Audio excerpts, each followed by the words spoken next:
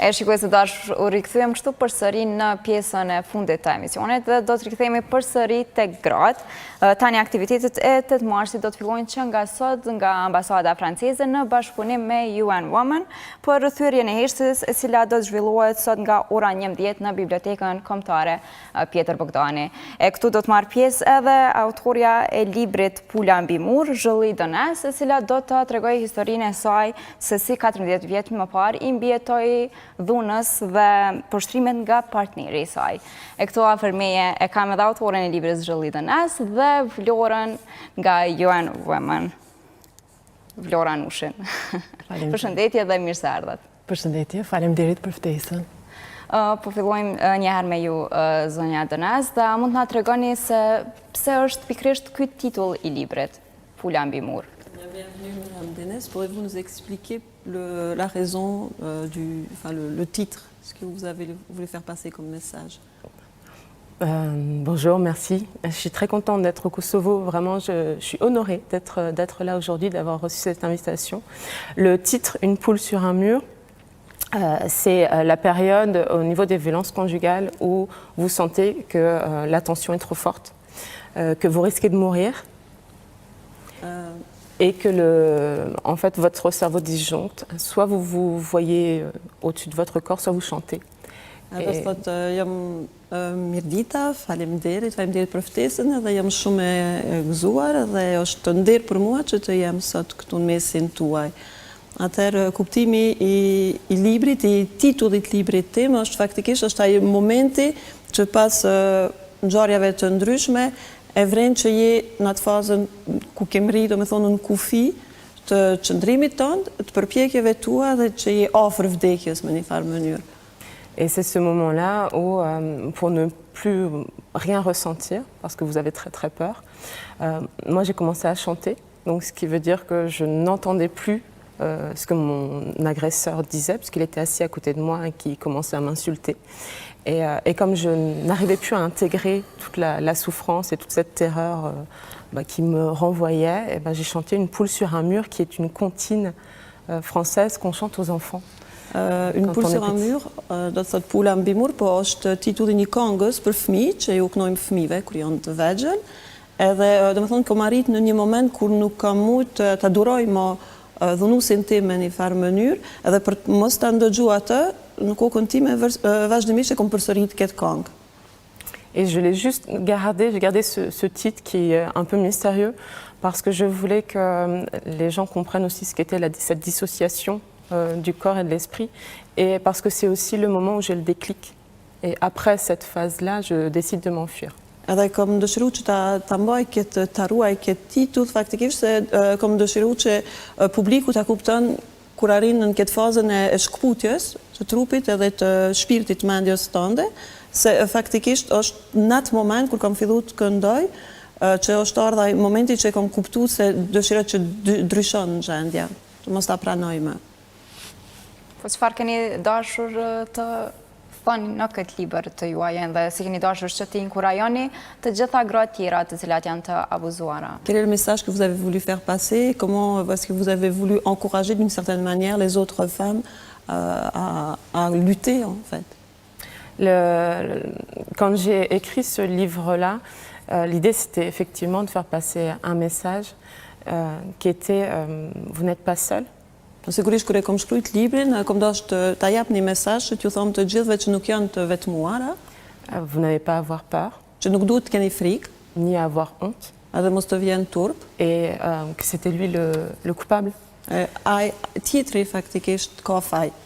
Mais c'est aussi un message d'espoir parce que j'explique que on arrive, en tout cas moi, c'est compliqué, mais à se relever, parfois un peu sur un pied, sur deux. Mais à reprendre confiance en soi, ça prend beaucoup de temps et chacune a son chemin, mais c'est possible. Gjithsesi ka qenë mesazhi tjetër të cilën kam dashur që t'ju jap femrave është që nuk mos humbin shpresë. Është mesazhi që të kenë besim në veti se edhe mas lëndimeve ngritemi, ndonjëherë në një kam apo në dy kam, po mund të jetë vështirë, po do t'ja dalin. Po a mund na tregoni pak më shumë për rrëfimin tuaj? Pouvez-vous un petit peu nous expliquer le thème du livre? Je raconte une partie de ma vie. J'avais 22 ans et j'étais étudiante en droit. Et j'ai rencontré, parce que toutes les femmes victimes de violences conjugales vous le diront, le prince charmant. Kur kam qenë 22 vjeçare, kam qenë studente në juridik, edhe të gjitha femrat të cilët kanë qenë, kanë pas dhunë familjare, apo dhunë nga bashkëshorti, apo partnerit, do t'ju tregojnë që në një moment takohen me princin. Et je raconte finalement comment ce prince charmant se transforme en crapaud. Edhe tregojnë në librin tim se si ky princi i bukur o shëndru faktikisht në një bret kocë të egër. Et ce qu'on appelle la stratégie de l'agresseur. Sigurisht është strategjia e përdhunuesit. Avec notamment, ce qu'on voit beaucoup dans le livre, c'est la mise en place de l'emprise. Donc cette façon de nous retirer toute liberté et toute manière d'avoir un regard critique sur la situation qu'on est en train de vivre jusqu'à disparaître complètement. Një mundu në mënyrën më të mirë që të tregoj në librin tim këtë implementimin e paraskenës në një farë mënyrë, do të thonë gjitha veprimet që i bën ai për me më vu në rrethim, edhe mos të mlen me vepru edhe të jem në një farë mënyrë si e burgosur nga ai. Po, tani dëgjuam pak edhe disa nga detajet e rrëfimit të Zhëllit Dënes, po a mund të na tregosh, Vlora, pak më shumë për konferencën që do të bëhet sot? Ndër panelistët do të jetë edhe Ministre e Drejtësisë Albulena Haxhi. Po, faleminderit për ftesën.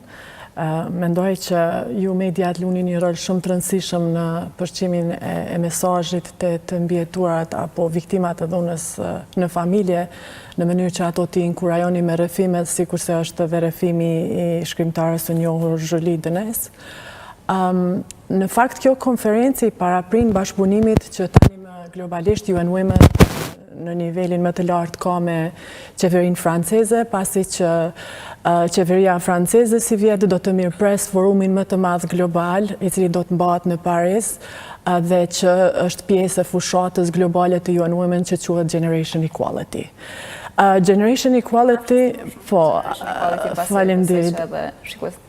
Generation Equality është një prej fushatave më të mëdha që ka lansu UN Women 25 vjet pas platformës së Pekinit. Për opinionin dhe ata që nuk e din, platforma e Pekinit është një prej platformave ku më së shumti shtete në botë kanë dhënë në të njëjtën kohë premtime për realizimin e barazisë gjinore në të gjitha nivelet, dhe tash pas 20 vjetësh duke u bërë një vlerësim në fakt a është mbrit 25 vjetë, a është mbrit apo jo barazia gjinore. Ne dim që nuk kemi arrit, nuk kemi ndonjë shtet që ka 50-50 gra në vendimarrje, dhe kjo është edhe qëllimi i fushatës Generation Equality. Po ajo që ka për qëllim kjo fushat është që të sjell, duke ditë që në para 25 vite ato gra të fuqishme që kanë marrë pjesë dhe që kanë qenë pjesë e forumit në Pekin, tani më janë gjenerata më të vjetra, dhe përmes Generation Equality ne kemi vendosur të fillojmë komunikimin mes gjeneratave të vjetra që kanë përvojën dhe diturinë dhe vajzave të reja që aspirojnë të jenë liderë të ardhshme në botë, në mënyrë që ato të inkurajohen dhe të shtyjnë ëndrat e veta për të arritur në jetë. Generation Equality gjithashtu është shtjelluar, ka 6 tema të cilat kanë të bëjnë me përfundimin e dhunës në familje, kanë të bëjnë me shëndetin reproduktiv, leadershipin, përfshirjen e grave në lëvizjet për ndryshimet klimatike, etj. Prandaj, ne kemi filluar me action apo veprimin e parë që është dhënia fund e dhunës ndaj gruas, dhe mu për këtë, duke qenë se kemi këtë partneritet të ngushtë me qeverinë franceze, do të paraprim me këtë aktivitet sot, i cili do të mbahet në bibliotekën kombëtare. Po, Vlora, viteve të fundit e dim që edhe në vendin tonë ka filluar që thyet kjo heshtje, po sa mendoni se duhet bëhet më shumë për gratë cilat janë viktima të dhunës në familje? Adisi, na nga njëherë jemi në dilemë kur ka rritjet numrit raportimit të dhunës familja, është indikatori mira i keq. I mirë është sepse përfundimisht kemi ngritjet vetdijes të vajzave të grave që me lajmëru dhunën familje, do më thonë është diçka e papranueshme. Po natyrisht që është keq pse është rrit. Për shembull, nga viti 2018 në 2019 kemi 25% rasteve të raportuara. Statistikat e fundit tregojnë që 81% të rasteve apo të viktimave në rastet e raportuara me dhunës familje janë gra dhe vajza.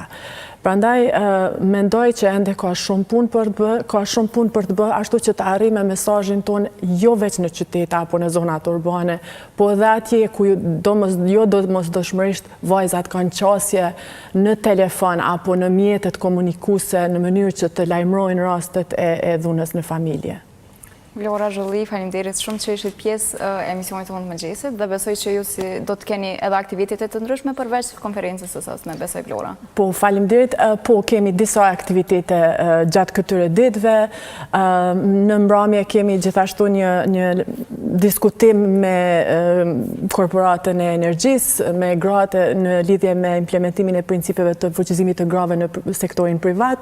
Pastaj kemi një event tjetër me gratë në kulturë të dielën, si dhe të dielën gjithashtu me Federatën e Basketbollit kemi edhe një aktivitet për fuqizimin e vajzave në basketbol. Edhe shpresoj që gjitha këto aktivitetet të grisin sadopak vetdijen tek familjarët, që të mos bien prej e dhunës. Besoj që po sidomos mendimin e mediave mendoj që mundemi me bë pak më shumë. Faleminderit Zholli, faleminderit shumë për gjithë rrëfimin që na solla sot dhe të urojmë suksese në promovimin e librit. Merci beaucoup. Merci.